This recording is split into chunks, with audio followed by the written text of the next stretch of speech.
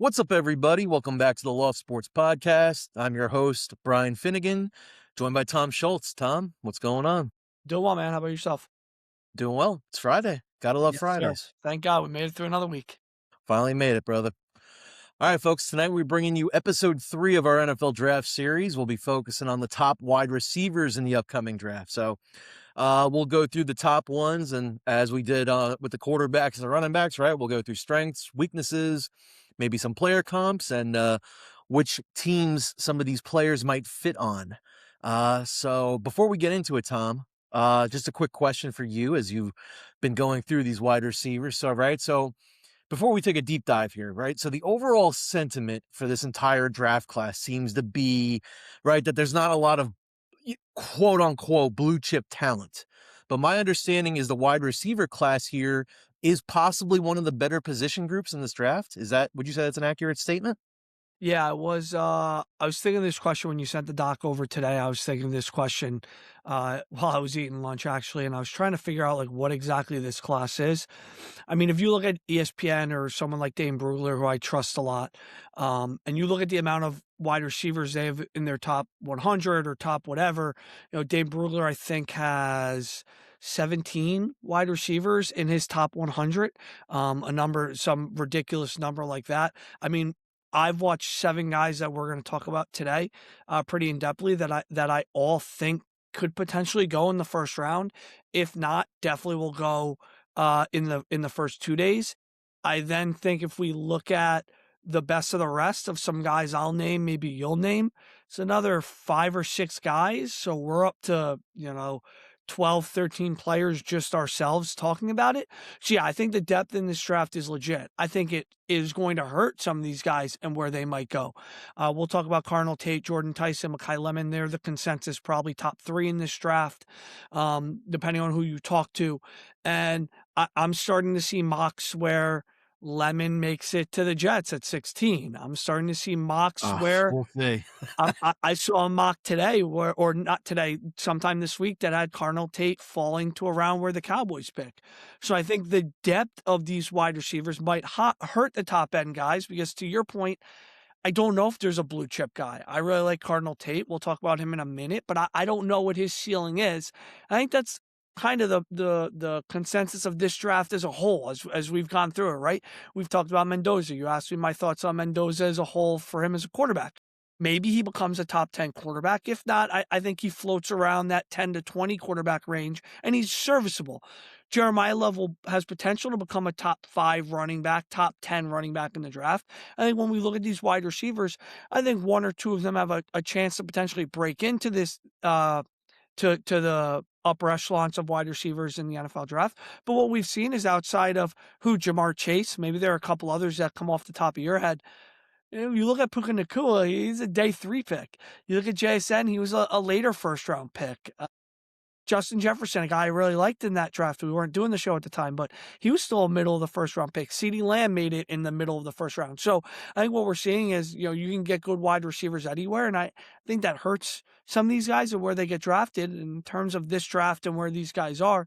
I don't know. I really like Carnell Tate, but if you tell me he's never a top 10 wide receiver in football, that wouldn't shock me either. So yeah, really, really deep class. You're going to be able to get quality wide receivers, probably even on day 3, guys who can come in and impact your football team. But in terms of, is there a guy that you're going to look at and go, that guy's definitely going to be this in the NFL? No, I don't think so. I think there are guys that have potential to be really good, but nothing that you're sure of. Yeah, hopefully none of these guys in this class, though, are biting shoulders like Puka Nacua, huh? You I got don't Puka think so. biting. I think at least the guys we were talking about today, most of them off the field are pretty good. You got Puka biting shoulders, Dan Campbell biting kneecaps, people just biting different ligaments of the human body. Let's get into it then. We'll go through. We're gonna start with actually those top 3. So the first one we're gonna look at is Carnell Tate, right? So, basically been the consensus number 1 from what I've seen floating around, right? So this is a wide receiver from Ohio State. He's 6'3", about 195 pounds, coming off his junior season, right? So 3 years at Ohio State. For his career, he caught 121 passes, 1,800 yards with 14 touchdowns. And this also includes him winning the national championship in 2024 as part of the Ohio State Buckeyes team that year. His last season, so this past season, he caught 51 passes, 875 yards, and 9 touchdowns. At the scouting combine, he ran a 4.53 40-yard dash, which some folks kind of frown upon, but for a receiver who's 6'3", almost 200 pounds, I don't think that's so bad. And he's looked at as potentially a top 10 pick in this draft. So let's look at Carnell Tate then. Strengths, weaknesses, and is there a current receiver you can compare him to? Yeah, he comes from the school of Ohio State wide receivers, right? We all look to see something from these guys, and the first thing that always stands out with these guys are they are phenomenal route runners. You're gonna hear me talk about this about a lot of these guys that we're gonna talk about tonight are really good, polished route runners. He's as good, maybe the best route runner in this draft. Polished, knows how to set receiver corners up. He's really quick in and out of breaks. Uses his balance and agility while running routes. He has unbelievable balance and body controls. He's a really good has a really good feel as a route runner. Whether in man, how to use what the corners are giving him against them. In zone, he does a really good job at finding space. I think he's better at finding space in zone than he is against man coverage. Just does a great job with finding the little spaces and pockets in zone coverage. And as a route runner, it just seems really easy for him. So while he might not look like an elite athlete, and quite frankly, he isn't, he's still really polished in everything he needs to do. He is really impressive when the ball's in the air. A really good contested catch guy. He had that catch against Wisconsin, which I think was his best of the year, where he kind of just goes up between two Wisconsin guys, goes up, gets the ball, and then wins it on the way down, which I think is such an underrated thing. I think it was the Wisconsin safety, has his hands or arms on the ball trying to rip it out. You just can't rip it from him. Just a really, really impressive play. If you want to see what Carnell Tate is at his best, go and watch that play. An elite ability to high point the ball, go up and catch it. Always feels like he wins it, whether it's contested catches, whether it's a ball in the air. It's where I think he's at his best as a receiver. He's comfortable helping to find space for the quarterback. When the quarterback gets outside of the pocket, so it'll help extend plays, whether zone or man coverage. Has a really good feel for that as well. Rerouting himself, making himself available for quarterbacks to help once they get out of the pocket. He has great hands. He hasn't dropped anything. He had 0 drops last year. Again, even those contested catches, stuff in the air, he's going to catch it. He's a willing blocker. I like to see him be a little bit more consistent on that. He isn't overly a big threat after the catch, so he's going to make catches, and that might be it. He'll may be able to beat 1 or 2 guys. He will still get open, whether that's downfield or whether it's intermediate to medium stuff. He'll get open. It's just not going to be he's going to catch it and run by guys. Again, he's going to make his plays via his route running versus his athleticism. Didn't perform best at the combine. That's been talked about. He also was never the top guy at Ohio State, which is why I think people are having a hard time feeling out where Carnell Tate is going to be. He had either Marvin Harrison Jr. or Jeremiah Smith. They were the number 1 guys at Ohio State. That the question will be, what is his ceiling in terms of that? Can he carry the workload of a number 1 guy? I don't think I'm worried about that. I think he can be a number 1 wide receiver guy in the NFL. I think he can be a 1,000-yard guy, a double-digit touchdown guy in the NFL. He does have to prove that, though. And I wouldn't be shocked if there are some college teams that are, some pro teams that are scared that he was never the guy, but his stats show me that he can carry a workload. My comparisons are, I think he reminds me a lot of T. Higgins, which I don't know if that's going to scare people off or make people feel more comfortable, right? T. Higgins has always done it with Jamar Chase or Chris Olave. I think he's better than Chris Olave. I think he has better hands than Chris Olave. I think he can get open a little bit better than Chris Olave does. Those are my 2 comparisons. If you're a team in the top 10 and you need a wide receiver, I wouldn't be scared by Carnell Tate. I think he's a top wide receiver in this draft. He's my top wide receiver. I think I have him in my top. He's definitely in my top 10. I don't know if he's in my top 5 or not. He's probably really close to if he's in my top 5 or not. So I clearly think highly of him. And I think there is a long-term projected number 1 wide receiver. But I also wouldn't be shocked if teams are looking at him and they're like, well, if he is T. Higgins where I have him and another guy, we'll be happy with that as well. Yeah, right. T. Higgins and Chris Olave, man, I'm two really good players. Yeah. you can make the case, right? If they were on a team without maybe a number one receiver, they could operate in that number one role. So, yeah, based on what you just described, Carnell Tate, I mean, I personally also feel like he could be a number one receiver for a team in the league. Some team fits for me. Cleveland Browns at pick number 6. I think he'd slide right in as that number one receiver. I mean, he'd probably split it at first with Jerry Jeudy, but I think he could develop into the number one in Cleveland. I have Washington here too at pick number 7, maybe a good fit there. Terry McLaurin still doesn't really have a running mate, and we don't know what's going on with the Brandon Ayuk situation either, what's going to happen with him with the 49ers. So Washington may choose to draft Tate at 7. Then again, here's New Orleans right here at pick number 8. If they wanted to pair him with a guy like Chris Olave, a couple of Ohio State guys there, working on the outsides. I have Miami here, pick number 11. Who are their wide receivers right now? I really don't even know. Their depth chart is basically barren. They need some receivers. And then I have the Rams here at 13, right? Devontae Adams, he's getting up there in age. I think he only has 1 year left on his contract. So maybe Carnell Tate could be a guy that you look to, bring him in this year. Maybe he wouldn't get, a lot of reps this year, playing behind Puka and Devontae, but going forward after the 2026 season, he'd step right in to that Devontae Adams role with the first team there. So yeah, but I agree. I think he's a top 10 player in this draft. And I mean, I think the Rams getting him at 13 would be a freaking steal. And I really can't see him slipping past the Rams at 13. I can't see him slipping past Cleveland, if I'm being honest with you. The Ohio State-Cleveland connection, they drafted Junkins last year. I think they have a couple other Ohio State guys on their roster. I mean, I know there's been talk of the Giants taking him at 5. I could see that. I don't think it's likely anymore. I can't see this guy getting past Cleveland. I would actually be really shocked. If he gets past Cleveland, he won't get past Miami. New Orleans would be an interesting spot, depending on who else is on the board, but he won't get past Miami at 11. And to your point, yeah, this is a top wide receiver in the draft to me. I know I've talked about him, and they're probably putting some doubt there. There's no doubt that this guy can be a top number one wide receiver in football. I think the question is just where he fits after that. Is he ever a top 10 guy in the NFL? Can he get any higher than that? I don't know, but he's going to come in and be a serviceable guy because everything he shows on film translates to what you want out of a wide receiver in the NFL. All right, let's move on to our number 2 receiver here on our list. Jordyn Tyson, who a lot of folks thought coming into this upcoming college football season was going to be far and away the number 1 wide receiver, and we'll get into why maybe he is not the number 1 wide receiver in a lot of folks' eyes. Jordyn Tyson, 6'2", about 200 pounds, from Arizona State. He was a redshirt junior this past year. So originally recruited by Colorado as a freshman in 2022.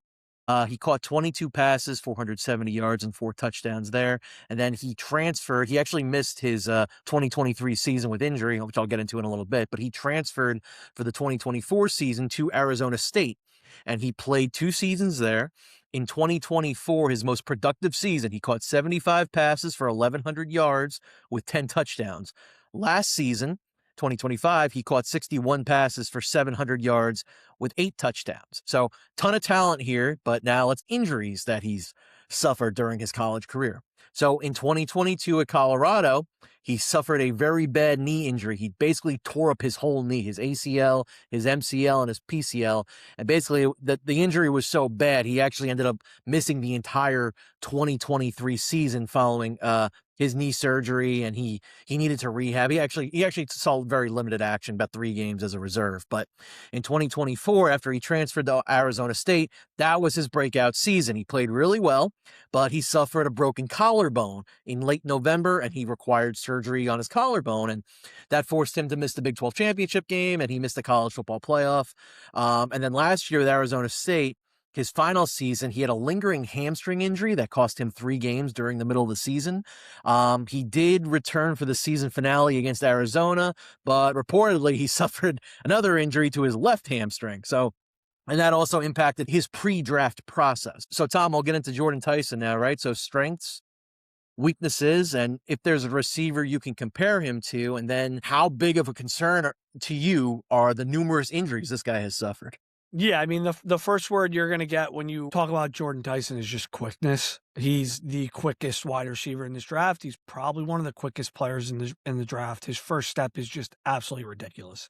His change of pace, his ability to cut is at a level that you just can't teach. He gets in and out of routes so quickly and so quick. There are times that he'll beat corners who are playing press man on him so fast that the safeties have no chance to get over. So there's times you watch Levitt this year and last year that Tyson just wins off the snap. And then the ball's just out of Levitt's hands because there's no way a safety can get across. And once you get the ball in Tyson's hands, he's gone. He will literally send corners the wrong way off the snap. Like, he has that type of quickness. It makes him a really, really dynamic route runner. He's just tough to cover in man coverage. He sets corners up really well. He can rely on his quickness a little too much as a route runner. Like, people love him as a prospect because of this. There are things as a route runner that I don't love because of it. I think he relies on his quickness way too much. And it takes him a little longer than I would like to set corners up because there's a hesitation. There's the stutter steps he'll do to try to set the corner up. And there are times that just your quarterback just isn't going to have the time for that. So I'd like to see him just get into the route and trust that quickness. We'll see if that becomes an issue in the NFL. He may be a guy that's like, I can get away with this at Arizona State. In the NFL, I'll just trust my quickness, but it shows up a little bit too much for me. He has great hands. Doesn't drop it if it's in his direction. He did have drop issues at the beginning of his college career at Colorado and a little bit at Arizona State. He has improved. I think he had a drop last year, and he's gotten better at contested catches as well. So it's something that he needed to work on, and he's gotten better at. Can play inside and outside. He was effective at both positions. Again, like Carnell Tate, he's a willing blocker. I'd like to see him become a bit more consistent in that. I would expect him to be a little bit more threatening after the catch, but that quickness isn't necessarily straight line speed. It's more of just that first or second step. So he can make a guy or two miss, but he doesn't necessarily always run by guys. My biggest knock on him is I don't think he likes physicality. He's just not physical. There are times instead of just using the quickness or embracing the physicality, he'll try to like duck under corners and just like sidestep and avoid the physical contact. I just don't like that in his game. The biggest question though is going to come his health. You mentioned it. Towards ACL his sophomore year. He broke his collarbone his redshirt sophomore year, missed games because of that in the playoff. Had the hamstring injury, which not only forced him to miss games, he did not work out at the combine. And recently Dane Brugler has reported that he's not running at his pro day because the hamstring stuff is still lingering. That's a major red flag for me. It's a red flag for two reasons. One, it's been 4 months since October, basically. And whether it's the left hamstring or the right hamstring, it's still having an impact on him. Two, for a guy who lives off his quickness, I'm very, very concerned that the hamstring is still an issue. And even if it heals, are we approaching a territory now where that quickness just isn't the same? There's no reason to believe that that will or won't happen. We don't know yet. And any NFL team that drafts this guy and looks to take him will have the medicals. All right. But his name is continuing to drop in draft circles. And it would tell me that there's medical stuff that these people don't really trust. I mean, anytime you have a guy that is so reliant on just natural ability in terms of quickness or speed, and you have a muscle injury that's still lingering 4 months later, I have major concerns on that. There's enough for me as it was that I didn't have him over Tate just based off of the film. I think I have Makai Lemon in front of him now. I think he would still be third for me even with the injuries and the concerns, but I could see teams bumping him even deeper on their boards if because of it. This guy gets to the 20s, he's going to be taken, and there'll be teams that'll be patient. Like if this guy ended up where the Rams pick in the 20s or even the Niners, I could see either of those teams just being like, yeah, this guy's way too good a value to not take. Worst case scenario, he's not healthy. And it is what it is. We took a risk. Best case scenario is that guy in those offenses looks unbelievable. My comparison would probably be Chris Olave, but quicker, or Garrett Wilson. He reminds me of Garrett Wilson a little bit, but he's probably even a little bit quicker than Garrett Wilson. This is a guy that if he can be healthy and if he didn't get hurt, is probably in talk to be a top 10 pick along with Carnell Tate. And the injuries have just hurt him. So I'm curious to see. I don't think their pro days happen yet. I'm curious to see when their pro day comes, if he does work out. I'll look that up when you're talking about teams. But yeah, he's a guy who he has to find a way to get healthy.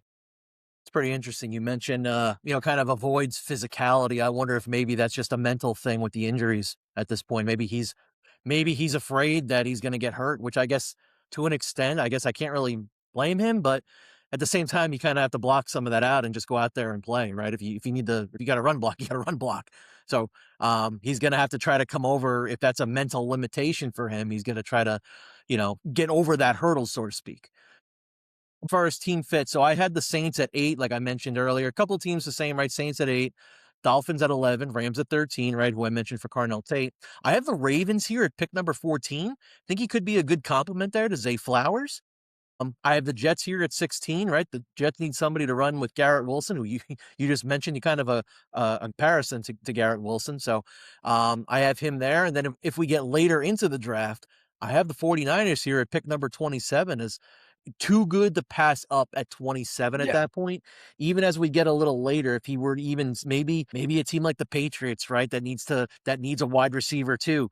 That needs to jump up maybe ahead of the 49ers. I don't know if the Bills would be willing to trade with them at 26, but I don't see him falling out of the first round. The team will grab him even if it's late. He'll stay in the first round. I'll just say this. If he does, or we get into the 20s and he's not picked yet, that to me is a major red flag that teams got medicals on this guy and they don't trust what they're hearing. So just keep that in mind as well.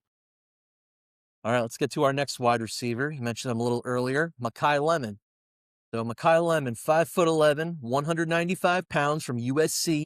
So he spent 3 seasons at USC, didn't really play his freshman season, but his sophomore year, he had a good year, which was in 2024, caught 52 passes for 760 yards, 3 touchdowns. Now his last season, so his junior year, 79 catches, 1,100 yards, and 11 touchdowns. Fun fact, actually, he's actually completed 2 of 2 pass attempts with 1 touchdown, 100% completion percentage. So you hear that, Jets fans? We might have a quarterback here who's playing wide receiver in the draft. Also has experience returning kickoffs. So I've seen draft projections for him that looks like he's looking like he could be a mid-first round pick. Possibly could be maybe the number 2 wide receiver, right? I think that's what you mentioned you had him as. So Makai Lemon, strengths, weaknesses, and is there a current receiver you might compare him to? And again, I think when it comes down to wide receivers, and I think this goes for every team in the NFL, but wide receiver especially, I don't think there's any one group or set of teams that have the same draft boards, right?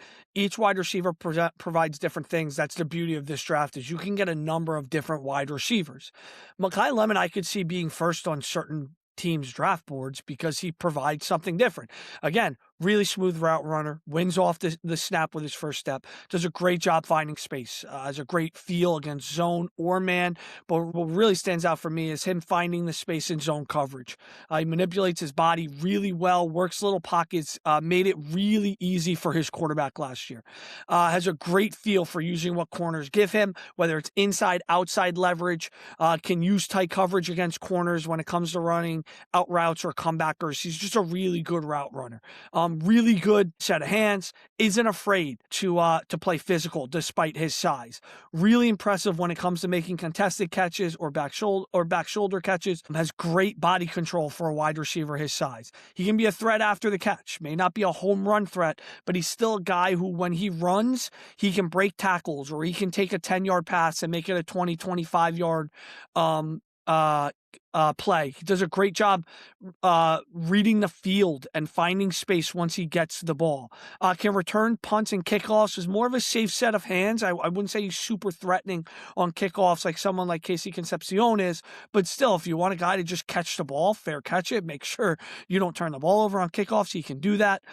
Struggles to get separation against longer, more physical corners. He isn't an elite athlete, didn't run a 40 at the combine, but ran at his pro day. He's recorded between a 4.45, 4.53, but still good enough speed. To me, he's a chain mover. He's a guy who's going to help your offense on the field. He's been compared to Amon-Ra St. Brown. That is the comparison. They're both from USC. They're both of similar build, and that's a guy that went way later than he felt he deserved. And I think he showed NFL evaluators what he brings to the NFL game is so valuable. That's what Makai Lemon is, and it's why if if you have a guy that is really good on the outside, you're going to look to take Makai Lemon and pair him up versus maybe Carnell Tate. He's going to provide different things. And he had a really, really good season for USC this year. He's a dynamic wide receiver. He's really fun to watch. And I think he's going to have a really good NFL career.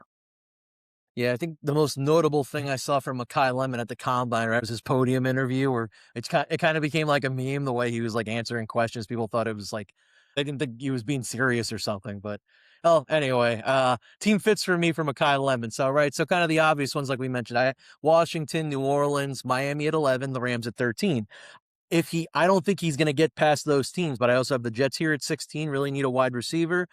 Again, can't see him making it this far down the list here, but if he does, I have Carolina here at number 19. They really don't have much for Bryce Young to work with there besides McMillan. You'd have back-to-back first-round rookie wide receivers, but you don't have to pay anybody right away, so a couple more years for that. So that could make sense. And then I have the Steelers here at pick number 21. They need to keep adding to that wide receiver room as well for, I'm assuming, Aaron Rodgers coming back this year to play quarterback. I don't see any way he would make it past the Steelers, but honestly, I don't think he'd make it past Miami at 11. Yeah, it is also to note too that reports from the combine came that outside of his combine like interview with the press, apparently his interviews with teams were really bad. I had And heard that, yeah. and the vibe coming off of him is that like, does he care? Does he really like football? Again, that's what's being reported. Everything you read in the media now is being pushed with an agenda. Are there teams like in the teens that are hoping that by saying this stuff, maybe he gets there? I don't know. I don't think this guy makes it past the Jets because I just think he's too talented for the Jets. So I think 16, or is that the Jets' second first-round pick? 16, yeah, that's their Yeah, second. I Yeah. think the floor for him is 16, where he could go. I could see teams in the top 10 being like, I like what he brings versus Carnell Tate. He's going to be shorter intermediate stuff, way more effective than maybe Tyson or Carnell Tate are with what he does. Just like I said, like a chain mover, a guy who's going to get you catch a ball for 5 yards and run it for 15. And I could see teams looking and saying, I'd rather have that. I value that for our offense versus getting another guy that can line up on the outside. Lemon can play in the slot as well, which I think is valuable. He can line up inside or outside, probably be just as efficient as the both of those. But again, if he starts to drop the interview stuff, it would be a big deal. So just keep an eye on that as well. Yeah, and then I just feel like with wide receivers, some of these guys are just characters, man. At the end Yeah. of the day, if they're going to Yeah. make big plays for you, Yep. if they're going to come up with a big catch, if it's 3rd and 8 and they catch a 5-yard pass, if he's going to be able to be that guy to get you the 9 yards and get you that first down, yeah, you're gonna draft that guy. I don't put a lot of stake in that myself personally. All right, let's get to our next receiver on the list here. Talk about a guy who's been rising up charts from what I've seen. Omar Cooper Jr., right? So out of Indiana, 6 feet, 201 pounds, the junior, right? He spent 3 seasons at Indiana. In his career there, he caught 115 passes for almost 1,800 yards with 22 touchdowns. His last season at Indiana, his most productive, right? 69 catches, 937 yards, and 13 touchdowns, right? Playing with Fernando Mendoza and helping Indiana win the CFP National Championship. So he's a guy, like I said, who's really risen up draft boards due to his performance at the Combine. Ran a 4.42 40, including a 10-yard split of 1.55 seconds. And from what I've seen at this point, it's looking like he could be a mid-first round pick right now. So looking at Omar Cooper, his strengths, his weaknesses, and is there a comparable to him in the league right now? Yeah, I would say I'm actually a little shocked that he's flying up boards the way he is. It's not to say I don't like him.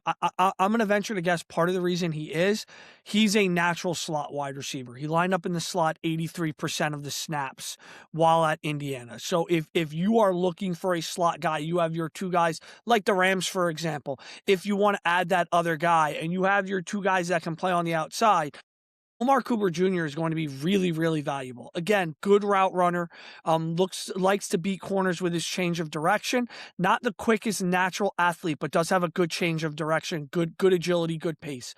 Can be fluid with his routes. It kind of seems natural. I was impressed with his size for how good of a route runner he was. He's a willing blocker, played primarily in the slot. He's a very physical receiver, way more physical than the first three we've named, especially after the catch. He's going to kind of bounce off guys, drop his shoulder and run through weak tacklers. The type of guy who catches a screen pass and when the hole's there, will turn that screen into a 20, 25-yard gain while breaking 2 or 3 tackles. He has good hands, good feel as a route runner. He's the physicality shows when he blocks. Like Indiana asks him to get down the line at times and block, like crackback blocks, and he'll really get into guys. The concerns are he isn't the biggest wide receiver, and he'll struggle against longer corners, maybe not physical corners. I wrote that in my notes, but then after watching him a little bit more, he embraced the physical battle. Like he'll get into guys, but he's going to struggle against those longer guys, which is why the slot is where he's going to live. Probably won't be as effective on the outside as the slot, so that will limit what you try to do with him. While he can be a threat after the catch, he isn't the best athlete. He didn't run well at the combine, and we'll talk about that in a second. So he's not going to just naturally run by guys. Like I said, he can break off a 25, 30, 35-yard gain, but he's not going to take a slant to the house. He's not going to take a screen pass to the house. Can he become a consistent deep threat? Indiana used him a little bit like that, but not really. And he can struggle with contested catch stuff, which is for a guy as physical as he is, and he struggles to get that separation. He can struggle to make contested catches. And the fact of the matter is he just wasn't overly impressive at the combine. That's the concern with him. He's not a high-level athlete. His comparison is probably Deebo Samuel. I think you can line him up in a very similar way that the Niners lined up Deebo. I think you can line him up in the backfield a little bit. Indiana did that at times. He can play in the slot. You can line him up outside depending on the matchup. So he's going to be an asset to a team that utilizes him in multiple ways, and that's why I think he's shooting up draft boards in the first round. The Cowboys interviewed him or are going to have a 30 visit with him, which I think makes sense because he could be a trade target for the Cowboys if they traded back to the 20s.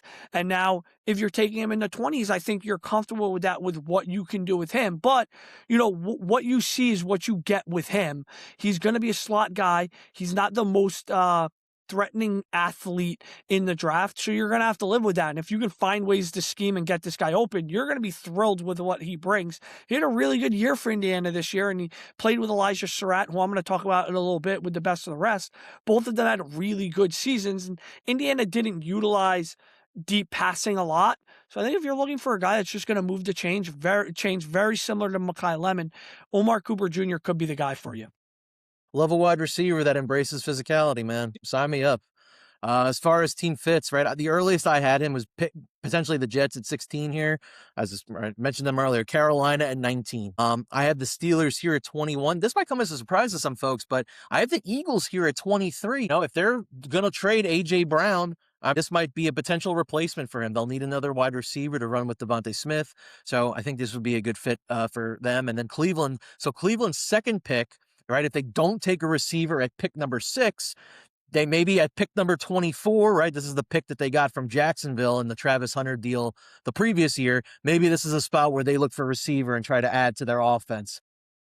So those are my picks there. But again, as we get later into the draft here, a team like the LA Chargers, maybe at pick number 22, they might need another receiver next to Ladd McConkey. I don't know if they're still that high on Quentin Johnston. I'm not sure where he currently stands with the team. And then, of course, you got the 49ers, Chiefs, and Patriots later. Again, like we talked about, I don't know if this guy falls out of the first round with the amount of teams that really need wide receivers right now. If he was an early day 2 pick, it wouldn't shock me. I think what we are starting to see is, if you like Makai Lemon and you like the profile of Makai Lemon, you probably like Omar Cooper Jr. And you're probably going, I'll just take Cooper after Lemon. Those two are kind of the only two in this round. Like, we're going to talk about KC Concepcion next, who's another kind of like slot shifty guy, but he's not of the profile of Lemon or Cooper. So I think I could see where he goes in the first round. I wouldn't be shocked if he's one of the first wide receivers taken, on day 2, but he's going to be probably a top 40, top 50 pick at a minimum. All right, let's get to KC Concepcion. So KC, 5'11", 190 pounds out of Texas A&M. So he was originally recruited to NC State, where he played his freshman and his sophomore seasons. He had about 120 catches, 1,300 yards, and 16 touchdowns in those 2 seasons. So last season, he transfers to Texas A&M, catches 61 passes for 900 yards with 9 touchdowns, and he helps get A&M into the college football playoff. So another wide receiver, just like Makai Lemon, another wide receiver with a touchdown pass during his college career, and he spent some time as a punt returner too at A&M, so he's able to contribute on specials. And I've seen projections here for him. He could be a late first round, early second round pick, it's looking like. So let's get into KC. Strengths, weaknesses, and what is your outlook for him? This is your kind of quick, shifty guy after he has the ball in his hands, right? We've talked about every kind of receiver but that. And again, whatever your flavor of wide receiver is, if you need it in the first 2 rounds, those types of guys are going to be here. Concepcion is quick. He uses that quickness to beat corners off the line of scrimmage. Also uses that quickness as a route runner to change directions, comebackers, out routes, just cross corners up. He's smooth getting in and out of routes. He's a guy who can be threatening after the catch. You get the ball in his hands. He's incredibly shifty in space, making guys miss. He'll catch it on one side of the field, run it the opposite side of the field with the way he is after the catch. Can be really difficult to deal with in man coverage. Like, he's a man beater. If you're getting this guy, you're putting him in the slot. You're on big downs. You're gonna look for him to win, and be the guy that gets you that first down. He's also a really strong runner. Like, for his shiftiness, he's gonna break tackles. He's going to break arm tackles, the weak tackles. He just has a low center of gravity, gets that ball in his hands, shifty, strong, and finds a way to move the change and pick up yards after the catch. Best used on shallow and intermediate routes, really effective in that stuff. Not nearly as impactful going deep or running those medium routes. Can struggle to find kind of the soft spot in zone coverage. Doesn't mean he can't play against zone, but he's more comfortable facing man than zone. For as quick as he is, doesn't have elite speed. You're not going to be able to just let him beat people deep. He's going to get the ball in his hands and have to work to beat guys. He can do it, but it's not like he's going to grab a slant and take it to the house like an Odell type. He doesn't have that type of speed. And he didn't work out at the combine or his pro day, which was a little concerning to me. And I think that's why we're starting to see him drop a little bit in mock drafts and maybe on people's boards, where Tyson has a quickness and an athleticism tool that you'll risk taking in the first round. Concepcion might not have that. In terms of NFL comparisons, I look at him as like a Zay Flowers, Curtis Samuel type wide receiver, where he's going to get the ball and be really, really explosive after he gets it in his hands. Some team fits for me here with Concepcion. So outside of the typical picks that I've been mentioning here, as we get later into the first round, a team like the 49ers at 27, the Dolphins right at 30. That's the pick they got from the Broncos in the Jalen Waddle trade. The Patriots at 31. And then even if we get to the second round, he's probably, would you say, Tom? He's probably like a early second round pick at the latest. So you got the Jets at 33, the Titans at 35. Maybe even the Raiders at 36 there, if they're looking to pair him with Mendoza, right? I saw actually a report recently that the Raiders are doing their homework on wide receivers for the draft. So you would think at pick 36, if he's probably going to be one of those, maybe one of those top guys that they'll be looking at that spot. And then right behind them, the Giants at 37 even. You just took it out of my mouth. Yeah, I can't really see him here falling out. Probably, I'd say a top 40 pick. I can't really see him falling from there. Again, I think it depends on what type of wide receiver you need. I can 100% see a team that feels comfortable with what they have on the outside. Like maybe the Niners. Maybe the Niners look at Pearsall and now Evans and go, you know what? We'll pair KC Concepcion in the slot with those guys. If you're comfortable with what you have on the outside, there's a world where you take Concepcion in the 20s and you're really happy because he might be the guy that gets the single coverage, especially in man, and he will absolutely torch teams if they try to play him man. So I could see him going in the 20s, or even a team that likes him enough that wants to trade back into the 20s to potentially get him. I'm not trying to knock him or where he is. He probably just has the least value in terms of, and we're going to talk about Denzel Boston a little bit too, who's in kind of maybe a similar boat, but he's a different profile wide receiver. But yeah, Concepcion, I could see going in the late teens. I could see him going early second round. It's just where you value him as a receiver and what you value what he does in your team versus what other guys value him at. All right, and let's get into Denzel Boston. So our biggest receiver that we're going to speak about here. So Denzel Boston from Washington University, 6'4", 209 pounds. He was a redshirt junior this past year. So spent 4 seasons at Washington. Didn't play much his freshman or sophomore seasons, really. But then his third year, right? So he catches 63 passes for 830 yards with 9 touchdowns. And then last season, catches 62 passes for 880 yards and 11 touchdowns. And fun fact, another wide receiver who went 2 for 2 throwing passes and threw a touchdown. So also spent some time returning punts too, so he can contribute on specials there. And again, this is a guy from the projections I've seen looking like a late first to early second round pick. So let's talk about his strengths and weaknesses and what your potential outlook is for him in the NFL. Yeah, Denzel Boston, good size, 6'4", uses that size well. Comfortable with back shoulders, jump balls. Even if he isn't the most explosive athlete, he uses that size well. He uses the fact that he's 6'4" to his advantage. Really helps him on slants and contested catches as well. Like, he uses his body, gets his body in between the wide receiver, uses that frame well. He is quick, though. He's quick off the snap, which is how he wins. Because, again, he's not the fastest athlete. Gets off the ball well. It helps with his route running, and also helps his size helps him breaking tackles, being strong and physical. Good feel as a route runner, has great hands. He catches anything within his window that's thrown at him. He's a good, not great athlete. When you watch him run, he runs a little stiff. He runs a little upright. He can struggle to get off that sticky coverage, those guys that are long and athletic that can keep up with him. Doesn't have high level speed.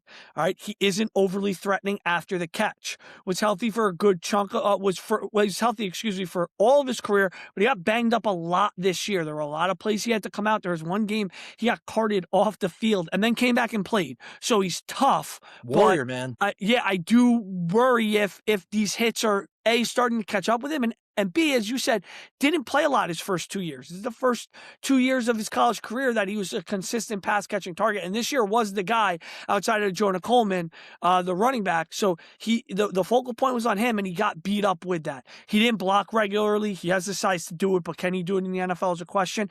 And listen, he didn't test well at the combine. He didn't run the 40. He just struggled with a lot of that stuff. We'll see what he runs at his pro day I meant to look that up. I don't know if they've done their pro day yet. I don't think they have. I think he's going to run at his pro day. That was the hope. Listen, he's going to be a guy that the speed doesn't turn me away, because I think what he does is really good. The first guy I thought of when I watched him was Michael Pittman. Michael Pittman isn't some guy's cup of tea. I really like him as a wide receiver. He's going to get open doing what he does, and he's going to catch the ball. He may never be a top 20 wide receiver in the NFL, but he's either going to be a really good number 2, or he'll be your lead guy where you have to get him a little help to make sure he's great. But if we're going to talk about speed, I'm not saying he's Puka Nacua, but I'll always go back to Puka Nacua, and that Puka Nacua ran a 4.5 something in the NFL. And any team in the NFL right now would take him on their roster. So I don't look too much into speed when we're talking about guys like this. You're going to get Denzel Boston. He's a little bit of a threat deep. He isn't the biggest threat, but he can do the deep stuff. But he's going to be really good in the intermediate stuff. He can win off the line of scrimmage, catch those slants, move the ball, help move the chains. He's good in intermediate to medium stuff, and he's going to be a threat in the red zone. All that stuff all alone is why we're talking about him as a late first round, early second round pick. And that's where he's probably going to go.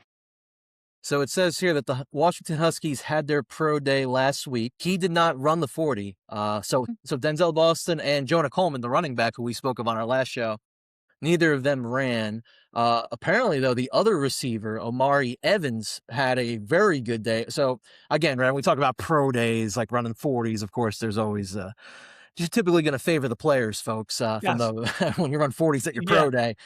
So I guess Amari Evans was clocked at running a 4.25 to 4.30, depending on who you speak to. But yeah, he did not run in the 40 for his pro day Yeah. last week, Yeah. which maybe he's nursing something of It's his own, well, some sort of minor injury, or I maybe, like you said, maybe he didn't trust what he'd be able to run and it would hurt him his that draft status. ultimately, I think it's I'm trying to protect my draft stock thing. Mhm. You have the film. If you like what you see on film, you're going to draft me. If you're that concerned about my athletic ability, you're probably not going to draft me. I'm guessing he's gotten enough assurances from teams.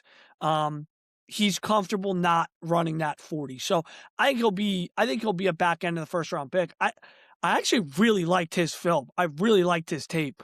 What he doesn't show in athleticism doesn't scare me away. And again, if I have a guy like, I'm sure you're going to bring up teams, but if I have a guy that I really like on the outside, like even the Seahawks, I look at the Seahawks and I go, they have Cooper Kupp, who's going to retire soon. They have JSN. They have somebody else. Who am I missing? Don't they have one other? Oh, they have Rashid Shaheed. Yes. Denzel Boston can step into that team and be an outside guy for that football team day one and help them win football games. Like he's that good of a receiver. He's going to step onto a team in day one and contribute.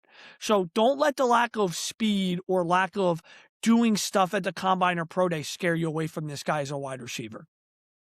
Yeah, well, we can talk about some team fits here, right? Yeah. Outside of the usuals that I've been pointing out. I had Kansas City here at pick number Yeah. 29. He actually I was. think they could really use a guy with some size right on the outside. Again, I'll mention Miami and New England at 30 and 31.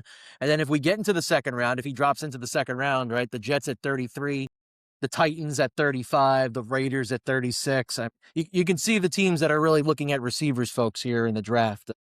There's a lot of from what we've done today, Tom. Just from what you've explained, I think this is a pretty good depth of Yeah. receivers here. And let's see. So we've gone through what, 6 of these guys? How many of these guys would you project could be a wide receiver one? Oh, good question. All right, let me because I was just very quickly, I just Googled quickly like where Denzel Boston was going in mocks. And yeah, a lot of New England, a lot of Pittsburgh, a lot of Houston Texans. Like that makes sense. They have a guy in place there and he can be a solid number two. Number ones, I think Carnell Tate can be a number one. I think Makai Lemon can give you number one production, very similar to what Amon-Ra St. Brown does in Detroit. You're probably going to want to pair a guy up with him, similar to Jameson Williams, what he does there. Jordyn Tyson, if he's healthy, is absolutely a number one. And then I think there's a world where Denzel Boston can be a number one for you. And then I think we're talking about KC Concepcion is a really good complementary piece, and Omar Cooper Jr. is a really good complementary slot piece. Like both those could be your second best target on a team. If you're Kansas City and Travis Kelce's your number one option, if you draft Denzel Boston there, you're thrilled that he's your second option. Pittsburgh as DK Metcalf, you'd be so happy to get Omar Cooper Jr. or Denzel Boston or Jordyn Tyson to pair with that. So yeah, I think there are 3 or 4 guys you could say are going to give you number one wide receiver production, and then the rest will be really good number twos, really good complementary pieces, along with some of the guys we're going to name with the best of the rest here that are going to go in and be, guys that can fit your football team. And so let's close with talking about the best of the rest. So from the film you've reviewed on all the wide receivers here, are there any other wide receivers that we did not cover here specifically that our audience should be familiar with? And these are some guys that either I've watched or I watched during the year or I've read about, just read and said, hey, people like him. Jeremy Bernard from Alabama is going to be a day 2 pick. People really, really like him, like what he did at Alabama this year. Chris Bell from Louisville is another name that you'll hear thrown out here and there. Was banged up a little bit, but people like him if he's healthy. Jacoby Lane is another big body wide receiver from USC. Some teams have absolutely been raving about, saying he could be a day 2 pick. Elijah Surratt, I really like. I'm kind of shocked he's not being talked about more. Like when you watch the Indiana film, he stands out as much on that film as Omar Cooper Jr. does. Again, not a high-level athlete, but a guy that gets the ball in his hands and then just makes plays, will take a slant 30 yards for a touchdown or a screen for a touchdown. He has that ability. Skylar Bell is a guy who worked out for UConn and apparently tested really, really well. And there are some, media scouts there saying, I hear he's locked in to be a day 2 pick. Like, he's going to get picked in the 2nd or 3rd round. And there's Chris Brazell II from Tennessee that people are really liking.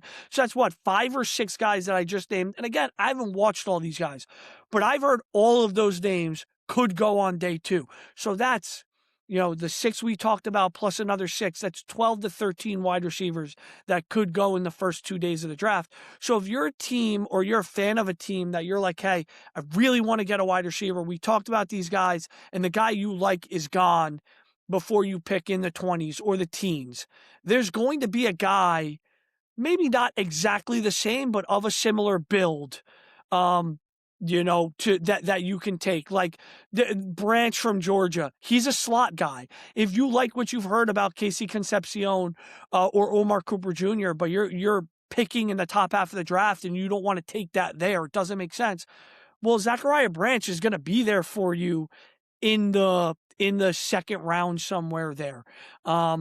And Chris Brazell II, he's going to be that big body guy that, oh, you know what? I really like a Carnell Tate or I really like Denzel Boston, but we're not going to get him because they're going to go in the either the top of the 1st round or in the 20s. We're in that teens where it doesn't make sense. You know what? In the 40s of the 2nd round, I can take that guy there. So this draft has so many guys that you can take that are going to fit what you're looking for. And that's why this position group, corner and edge, are probably the 3 deepest in this draft. Yeah, you took the words out of my mouth there. I mean, I think most of all fans, whatever team you root for, if you have a wide receiver need and you miss out on maybe someone in the 1st round, don't panic, because there's a lot of solid receivers in this draft that, I echoing it. Tom and I both believe that there's guys that can be developed here, even in the 2nd round, as some guys we didn't talk about specifically here, who Tom just mentioned. If coaching staffs can develop these guys. Guys like Elijah Surratt, who I really like too. He might be better than Omar Cooper in my eyes, and guys like Jeremy Bernard from Alabama. And there's a lot of depth here, and I from what I've seen too, I really believe that this position, like you just mentioned, along with corner and edge, this is one of the best positions in this draft. And this is where value comes into it, right? Like, there might be a guy, if you're a fan of a team that you love, and your coaches look and go, the difference between Chris Brazell II and Denzel Boston isn't as big as you might think. So you know what? Instead of spending 20 on Boston, we can get a guy that's better on our board at 20. And then we can get Brazell Jr. later, or we can get Malachi Fields later, or we can get Jacoby Lane later. That's what good teams do. They're not. Puka Nacua was a 5th round pick. I'm probably going to remind people of that this entire process. There are going to be wide receivers that show you what you want, and the value is just better than taking them in the 1st round. All right, folks, thanks for hanging in the loft with us. The official Loft Sports podcast can be found wherever you consume your podcasts. Check out our website, loftsportus.com. We continue to add scouting reports for the draft. Tom continues to work on those. I got to add some reports for Omar Cooper and Denzel Boston. I'm going to try to add those over the weekend. Please check out our articles, rate and review our articles. Please let us know how we are doing. Feedback is very important for us to know what we're doing, whether we're doing something right. Maybe we need to do something better. Please let us know. Our NFL Draft Series will continue on Tuesday when we break down the top tight ends in the draft. And we'll get more scouting reports up soon. I've got full baseball predictions now posted to the site. The season officially is underway. So I've got award winners on there for baseball, full playoff matchup breakdown. So go check that out too. Follow Loft Sports on X, YouTube, TikTok, Facebook, Instagram, all 5 social platforms. We are under Loft Sports USA. Please rate and review us on whichever platform you listen to your podcasts. Thank you, everyone, for listening. We will talk to you soon.